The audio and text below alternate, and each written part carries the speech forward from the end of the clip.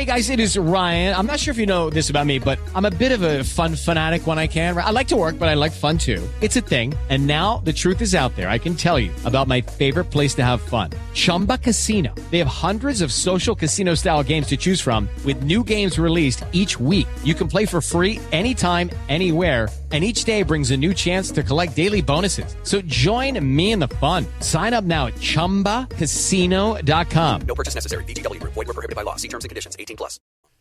Hello there. It is Eric Erickson here. Delighted to have you with me. The phone number is 877-973-7425 if you would like to be on the program. I have news for my Texas listeners.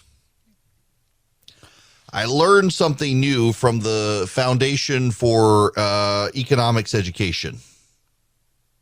It's a headline, and it actually goes back to January 22nd of 2019. It's an older story, but it's worth focusing on for a moment. Texas now produces more oil than every country in the world besides Russia, Saudi Arabia, and Iraq. That's from 2019. I am told the situation is pretty much the same today because so much of Texas oil is produced on private lands, and the federal government has deterred exploration and drilling on public lands and in the Gulf of Mexico. But I want to read you some of this. And again, it's from 2019.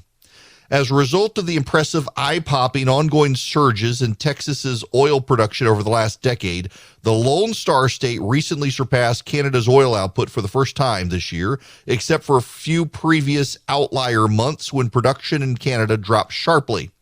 And Texas now produces more oil than all other countries except Russia, Saudi Arabia, and Iraq. And if the recent year-over-year output increase of 25 to 35% in recent months continues in Texas, it won't be long before the state's crude oil production tops Iraq's daily output, and it would only be Russia and Saudi Arabia that outproduce the Lone Star State. The near quintupling of oil output in Texas from about 1 million barrels per day in 2008 is what will likely be more than 5 million barrels of oil by the end of 2019, ranked the state as the world's number 4 oil-producing nation, in quotes, fueled by 35% annual increases in recent months. Texas, if it was a standalone nation, would be an oil-producing nation.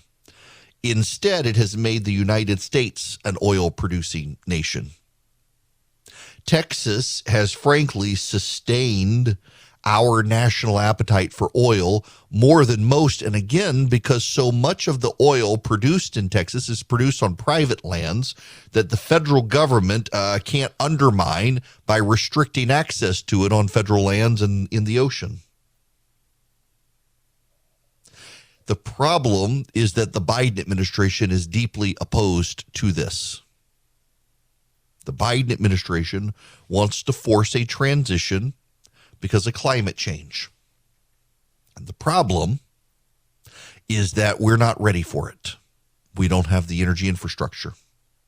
I took a longtime friend of mine to dinner on Thursday night, and he was telling me he's a big advocate of electric vehicles, has already got his order in for the new Ford F-150 that can power your house.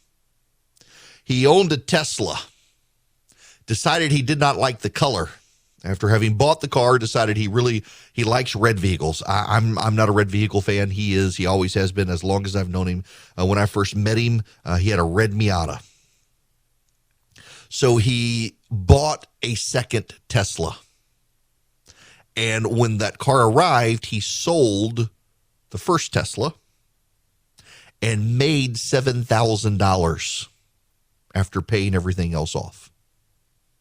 The car market is so insane, including for electric vehicles, that though he owned that first car, he knew he could resell it for more than he bought the second car and made a profit off of the sale. But he also dinged the rear quarter panel of his Tesla. Now, here's the thing. I have a GMC Yukon Denali. I bought it July of last year. It's got less than 30,000 miles on it. I actually, by buying it, I had a 2019, and I sold it because I wanted the new model with the wireless CarPlay. I really wanted all the bells and whistles, so I got the new car with the wireless CarPlay and stuff. I actually like my old vehicle a little better. I think the seat's more comfortable. It's got a bigger gas tank. It wasn't four-wheel drive. This one, though, saved me when I went fly fishing. I went up to North Georgia, rented a house up on Lake Burton, was fly fishing on a farm of some friends, but got up there late at night. I had to take a left turn that was a sharp angle back, and it was pouring down rain. The gravel road gave way, and I slid into a phone pole. Not badly, but just enough, doing that sharp turn. And then suddenly remembered, miracle of miracles, for the first time in my life, I owned a four-wheel drive. And I pushed the button, activated the four-wheel drive, and all was well. But I dinged the back quarter panel, scraped a little bit of the back passenger door on the driver's side, and put a small dent. You can't really notice it unless I point it out. The repair, about $1,000. So my friend with the Tesla hit basically turned sharp, got a bit of a pole, put a dent in right in front of the rear driver's side, rear passenger side wheel, rather. Not much of a dent, but it's there. $16,000 to replace that piece of the car because of the way Teslas are built. $16,000. My GMC Yukon Denali from Jim Ellis, it's actually more expensive than the Tesla he has. And it only cost me $1,000 to fix the rear quarter panel. Cost him $16,000. Now, he loves his Tesla, and he's not paying for gas, and he commutes a lot he lives up in Washington, D.C., commutes back and forth a lot, and he loves it. And, honestly, there are times like this where I think, I drive so much back and forth to Atlanta. Having a battery-powered car actually would definitely save me money in the long run. I just don't want to buy one. But I can see the benefit. The problem, though, is that given his line of work, he can afford to buy a Tesla, not like it, buy a second Tesla, and then replace the first one. I can afford, in fact, I got a really good deal on my Denali, and I'm actually saving money because interest rates at the time, I got like a 0.7% interest rate at the time, and the value of my older car was so much more than what it had been, I was able to trade it in and lower my note. Now, not everybody can do that. The problem is middle-class Americans don't have access to battery-powered cars. Joe Manchin wants to incentivize and subsidize battery-powered cars. There aren't enough. And when you get them, they are fueled by coal. More likely than not, they're fueled by coal and natural gas. That's what so much of our power grid is on. And if everybody got one and we all plugged them in, we would shut down the whole American power grid.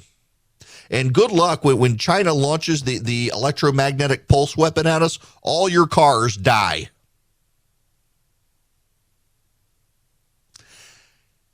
We can't convert quickly enough. And the Democrats, because all of their friends have already got battery-powered cars, they don't acknowledge it. They don't recognize it. They don't care. They've just gotten really, really bad at this. Texas has been subsidizing their wishful thinking.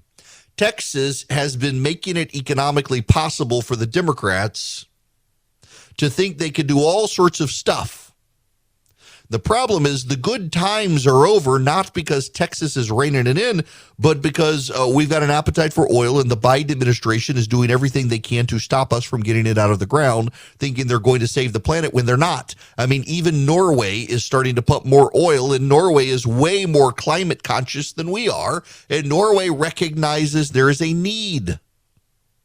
They're just terrible about this because they're so dogmatic about climate change and so dogmatic about fossil fuels in this country when we need them. Maybe we should just put Texas in charge of the country instead of having the country in charge of Texas, and we would all be better off.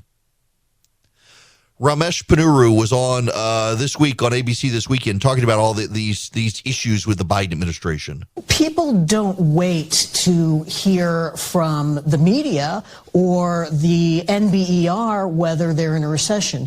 If most people's paycheck is going, is not going as far as it used to, and that is true, they're going to think this is a recession. They're going to think this is a bad economy, and they're going to hold the party in power accountable. This administration, I think, has consistently played the politics of the economy badly. First, in denying that inflation was going to happen, denying it was going to stick around, and now getting into this absurd definitional argument about whether we're in a recession or not. I think that is going to actually slightly compound the problem by making them also look out of touch.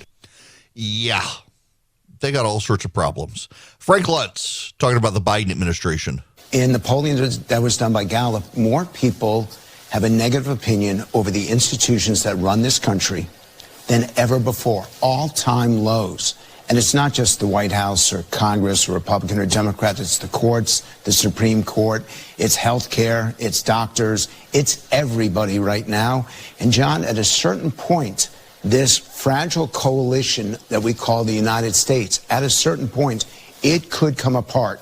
I know you make fun of me for being a pessimist. Well, sometimes pessimists are correct. I am pessimistic. I am afraid of credibility, and I think we have to tell people the truth. And that's why I go back to the recession.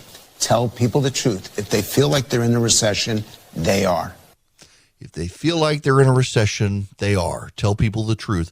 The Biden administration can't do that. Now, listen, let me be very fair here. I want to be fair.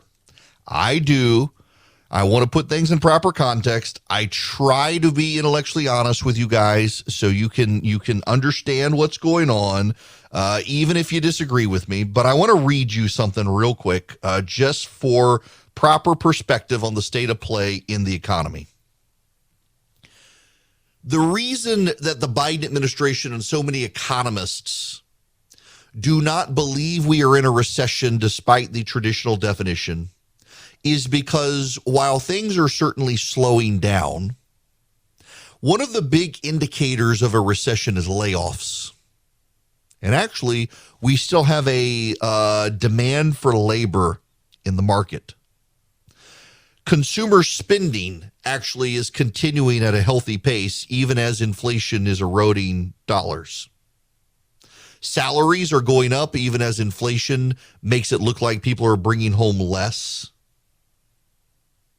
When you actually strip out government transfer payments, economic morphine, what you actually see is that private sector wages and salaries are up, even without government subsidy. So you look at all of these factors and you take out the government subsidy, and what you find is that the economy has actually been doing well according to the economic metrics. That's why they say we're not in a recession. But here's the problem. When you feel like you are in a recession, you begin to behave like you are in a recession, and it almost becomes self-fulfilling. And this White House is belittling people who think we're in a recession. But look at your household. Yes, consumer spending is going up or holding steady, but you yourself in the middle class, you don't have the money to be spending on a lot of stuff. You're having to start making cutbacks. And even now, the wealthy are beginning to make cutbacks as well. They're beginning to feel the pinch. So if we're not in a recession, we're certainly headed into one. You've got rising interest rates. Typically, when the Fed raises more than 100 basis points or 1%, you get a recession within a year. Manufacturing is already declining, which is a warning sign. Interest rates are still going to go up. People are beginning to cut back their spending, even at the upper incomes right now. We're still in a labor shortage. Older Americans are retiring. Younger Americans are not filling the void. We've got all sorts of economic problems in the country right now. We have all sorts of economic problems. On paper, you look at the economic data, it suggests even with 2 quarters of negative growth, which may be revised upward, we're in a recession. but on paper doesn't look like we are because of all these other metrics. But the problem is, and this gets to something Frank Luntz has said, this gets to something Ramesh Ponnuru and others have said on television over the weekend, the American public feels like they're in a recession. It is actually impacting their household right now. Their household is feeling rising rates. Their household is feeling high gas prices. Their households are feeling high grocery prices. Their households are feeling all the rising costs as their kids get ready to go back to school. All the school supplies are more expensive. School uniforms are more expensive. All of these things. And so they're having to cut back in other areas.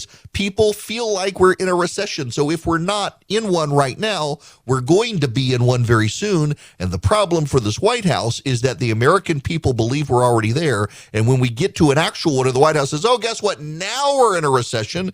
The American public will say, what took you so long? And we'll just reinforce how out of touch this White House is. Everybody asked me about Boll and Branch sheets. I actually put up a picture the other day. We got some at our house because we order from them. We actually are customers. They're like, oh my gosh, are they really that good? Yes, they get softer every single time you wash them. I mean, they use 100% organic cotton threads. They're super soft. You get such a good sleep. They have just the great weight to them. Like I had a pair of sheets we actually threw away when we replaced them with Boll and Branch, where they were just like too light and also not very soft. The Boll and Branch, they're perfect. The drape across your body when you sleep, absolutely perfect. Boll and Branch uses the highest quality threads on earth for superior softness, for a better night's sleep. They've got over 10,000 stellar reviews. Their signature sheets come in 9 neutral colors in all sizes from twin to California King. You will feel the difference. And they're 100% free from toxins, no pesticides, no formaldehyde, no harsh chemicals. Get 15% off your first set of sheets when you use promo code ERIC, E-R-I-C-K, at bollandbranch.com. That's Boll and Branch, B-O-L-L-A-N-D branch.com. The promo code is ERIC, E-R-I-C-K. Hello there. It is Eric Erickson here. The phone number is 877-973-7425. Should you wish to be a part of this program, you are more than welcome to. I would like to suggest that you should subscribe to my daily email for a lot of reasons, but also, chief among them, if you're a paid subscriber, you get the daily show notes that come out right when we start the show. You don't have to go to a website or anything. You just get it in your inbox, and it's all the links and more, all the stuff we're going to talk about. I just don't think I should tell you what to think about stuff. I think I should tell you what's going on in the world and provide you the tools by which you can think for yourself and arrive at your own conclusions. I'll tell you what I think, but I want you to think for yourself. But I want to give you the good analysis so you can do that.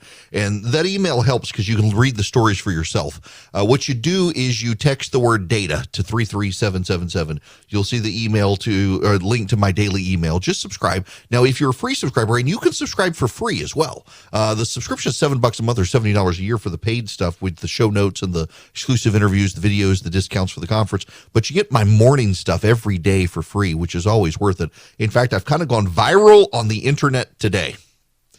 The other day, I mentioned the spamming by Republican consultants. And I've kind of gone viral on the internet for it today. Republican consultants have a spam problem. They are blaming Google and Apple, claiming Google and Apple are blocking their emails to Republicans, in particular their donor emails. I've mentioned this before. I actually did actual reporting and actually interviewed people.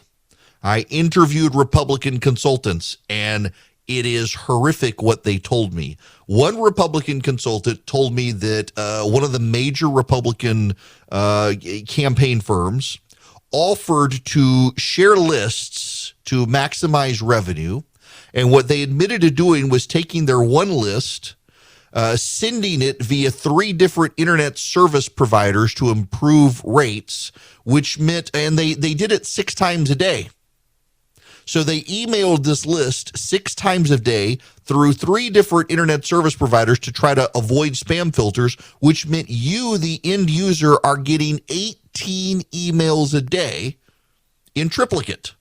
It's absolutely bizarre that they would do this. They're killing their open rates. It's bad list management. I used to have to manage email lists. You do not do that sort of stuff. You don't email constantly because it lowers your click-through. Put it this way. I get a 20 to 25% open rate with the emails that I send, and I have a massive list because I rarely send, and when I send, it's a meaningful email that I have sent. Republicans are getting 5% or less in their open rates because they're sending 24 times a day in 24 hours garbage that's not well written, not well sourced, and is an annoyance. Of course, they're getting trapped as spam by Google and Apple. Google and Apple aren't the bad guys here. They're the good guys for saving us from all of this crap. Hello there. It is Eric Erickson here. Glad to have you with me. The phone number is 877-973-7425. If you would like to be a part of the program, glad to have you with me. I got to talk about, well, bad news. Not for you and me, though. The Republicans, this is from CBS. CBS has released its Battleground Tracker polling. And the Republicans, if they were to do nothing, would get 230 seats. Remember, you got to have 218 to win. They would get 230, largely because of redistricting and the way some are playing out. They would get it. Republicans, by the way, are also on track to pick up the Senate at this point.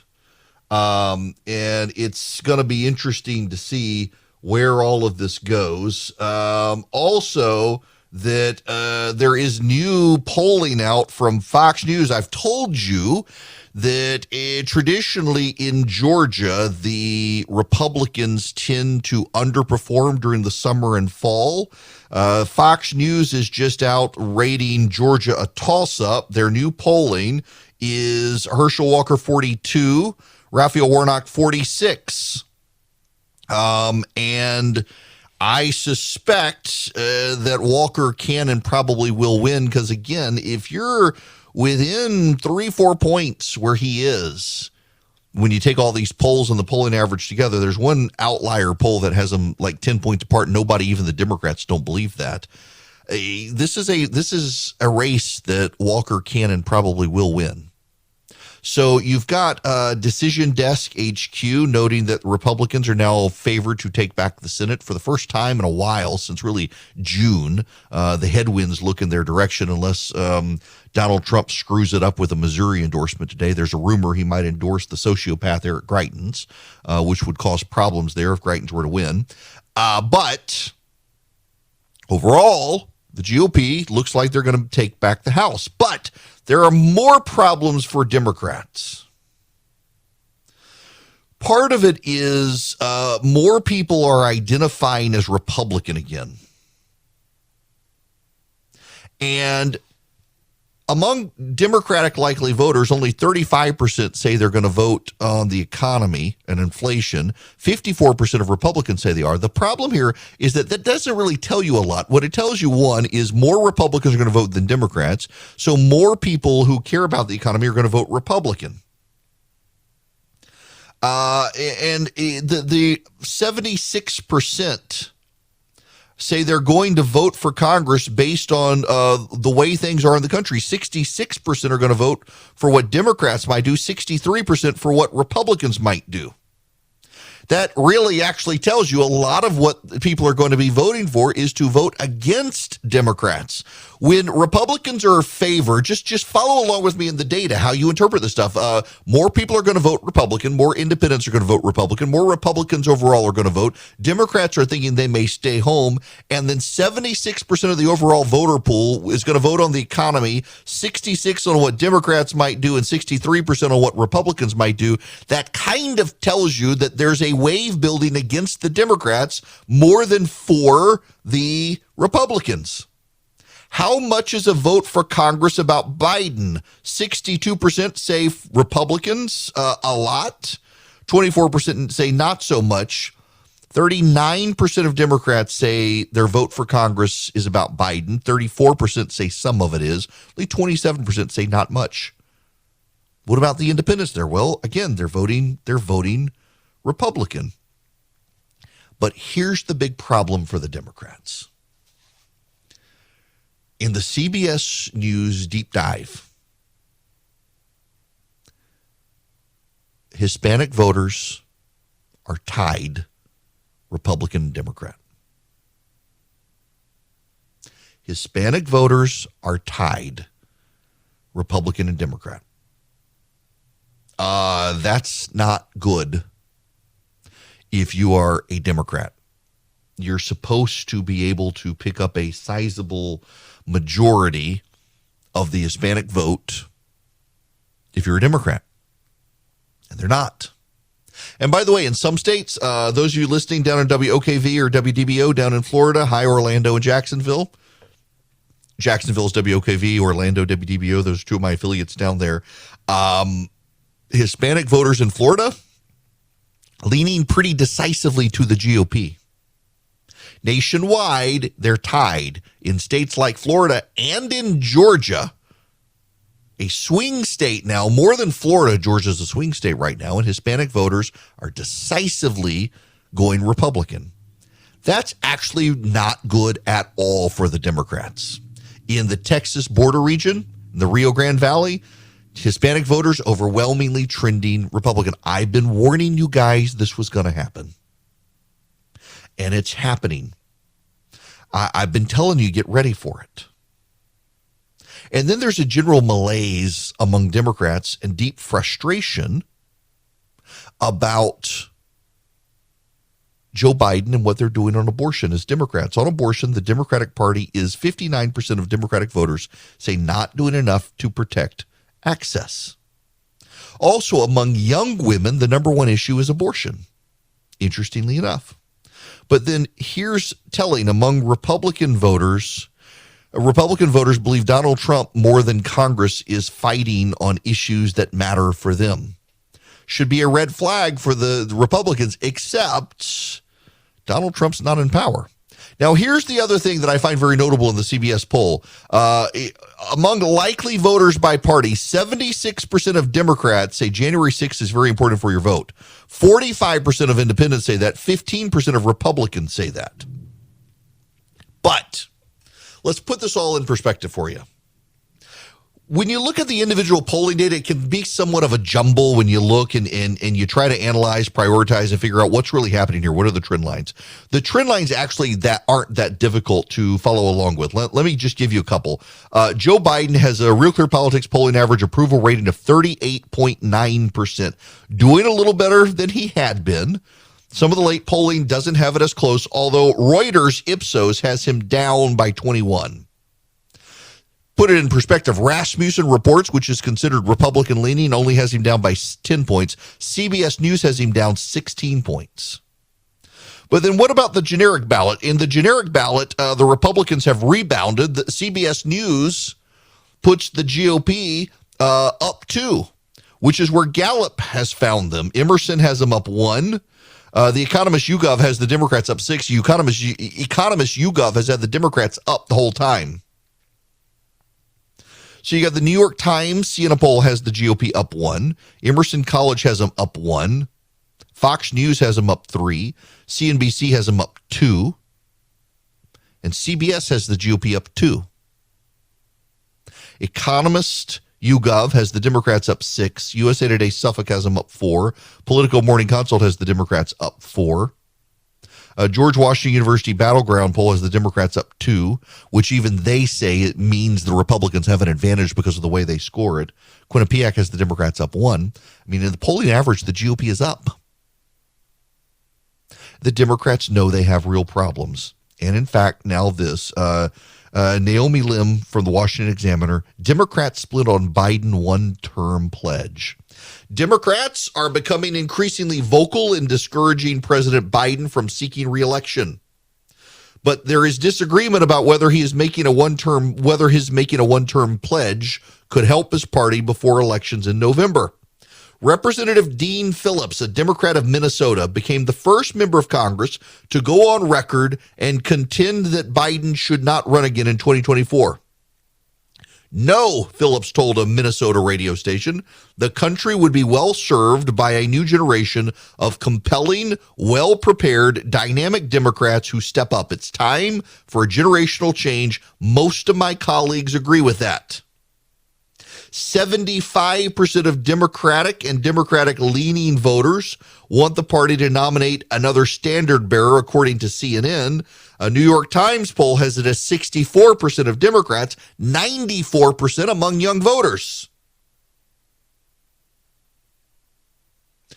In the Washington Post, Stephen Eisenberg, a prominent Democrat, suggested Joe Biden should go on record now with a one-term pledge, and that could help the Democrats. It's not going to help the Democrats because the Democrats have another problem. Gabriel De Benedetti in New York Magazine, a reliably liberal publication, has the headline, The Kamala Conundrum. Harris is careful not to be seen as overtly angling for the presidency. But it is no coincidence that this summer she visited the early voting and often decisive state of South Carolina, in which black voters make up most of the primary electorate. Top party donors have privately worried to close Obama allies. They're skeptical of Harris's prospects as a presidential candidate, citing the implosion of her 2020 campaign and her struggles as vice president, jockeying from other potential competitors like frenemy Gavin Newsom suggests that few would defer to her if Biden retired, yet Harris's strength among the party's most influential voters nonetheless puts her in a position to be in pole position. I keep saying, and I will keep saying, one of the biggest problems the Democratic Party in America has today is a lack of a bench. Republicans have been so thoroughly trouncing the Democrats since the beginning of this century. They don't have a deep bench. Yes, the Republicans got wiped out in 2006 and in 2008.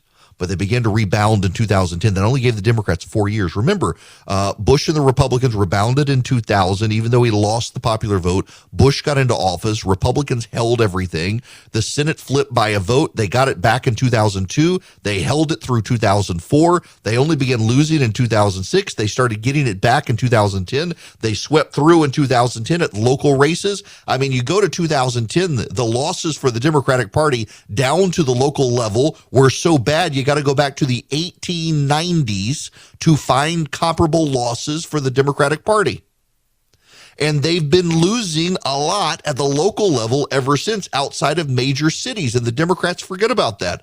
But you have so many legislatures controlled by the Republicans, so many governor's mansions controlled by the Republicans, Republicans set to take back the House, favored now to take back the Senate. The Democrats just do not have a good bench of people. And the public is already getting to know these people. They're already getting to know who Pete Buttigieg is, and they're not impressed. They already know who Kamala Harris is, and they're not impressed.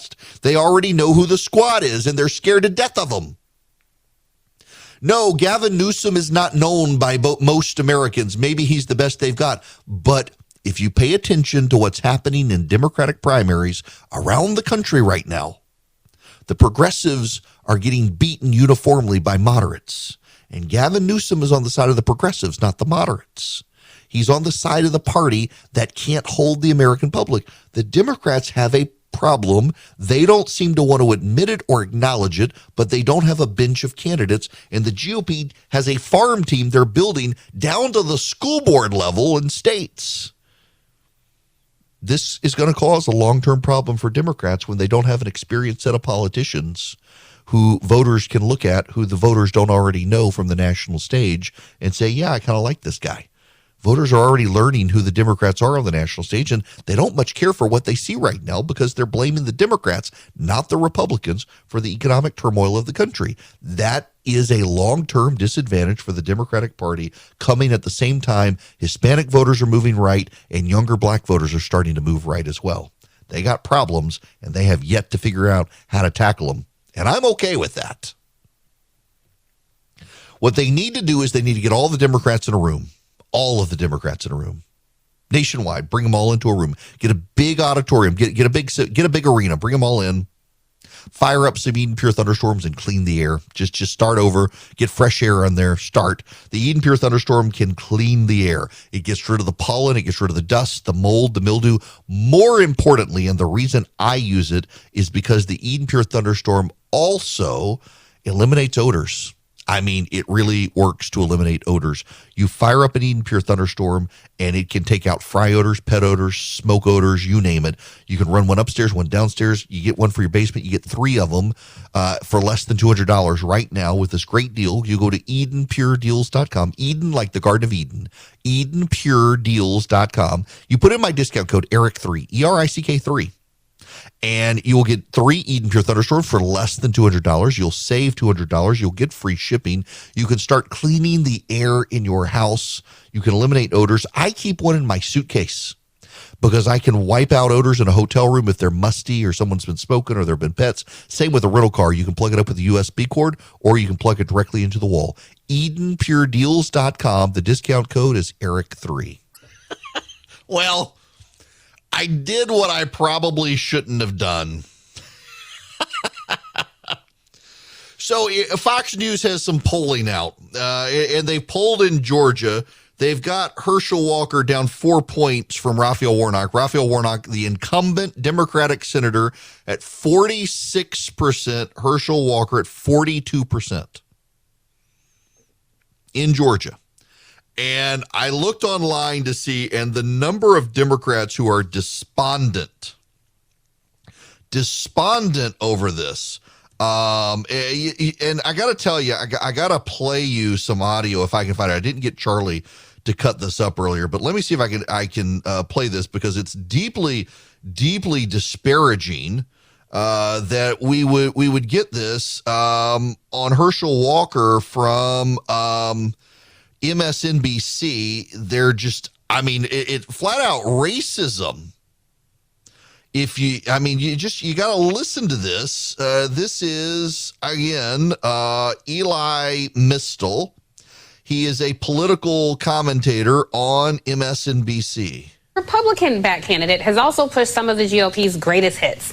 The boogeyman that is critical race theory, fear-mongering against the trans community, and more, and bizarre anti-science claims that are too foolish and stupid to try to regurgitate here. And as Georgians try to weed through the former NFL star's lies and outlandish claims, it's really unclear if they will ever get to hear him defend his so-called agenda on the debate floor. Back with me is Elie Mystal, justice correspondent at The Nation and author of the New York Times best-selling book, Allow Me to Retort, A Black Guy's Guide to the Constitution. Elie, honestly, my beloved Georgia, what are the folks doing out there? How is this still a toss-up? Because the poll by the Atlanta Journal-Constitution released Wednesday indicates Warnock topping Walker at 46% to 43%, with roughly 3% of voters saying they'll back Libertarian candidate Chase Oliver and 8% undecided. Make it make sense for me. Yeah, first of all, I just want to thank the GOP for nominating a running back from Dallas to run in Georgia and a TV doctor from New Jersey to run in Pennsylvania. Thank you guys, right? Yes. But yes, it's going to be a close election in Georgia because Walker has the backing of the Republicans. Now you ask, why are Republicans backing this man who's so clearly unintelligent, who so clearly doesn't have independent thoughts? But that's actually the reason. Walker's going to do what he's told. And that's what Republicans like. That's what Republicans want from their Negroes, to do what they're told.